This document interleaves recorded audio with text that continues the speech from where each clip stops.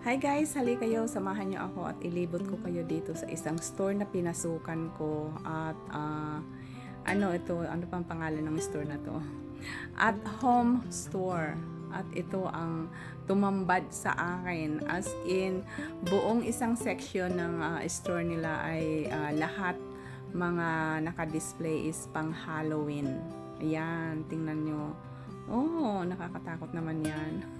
Parang hindi ko yata kayang mag-display ng ganyan sa bahay.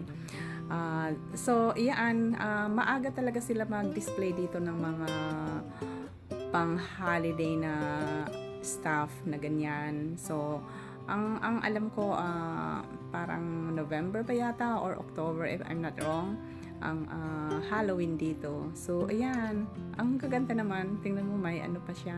Ano ba yan? May maliit na car. Oh, nakakatakot yan. Pero ang mamahal ng mga presyo nila, yung itim na nasa $79 yon. So, ayan, trick and treat. Grabe, ang mga ang dami ng mga hay. Ayan, may motorcycle pa. Wow, sino kaya yan? Ito ang taas. Ang taas niya.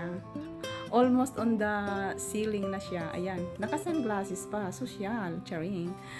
Pero ang taas niya talaga, almost parang maabot niya na yung ceiling. So, ayan, dami talaga nilang mga display, nakakatuwa. So, pero after tatanggalin na yan and ay ano ba ito? Para namang ano to? Para ano yung gagamba? So, after Halloween ay ano na yan, bagsak ang presyo nila. Lahat yan mga on sale na 50% off or 75% off. Ayan ang kanilang mga presyo. Thank you guys for watching.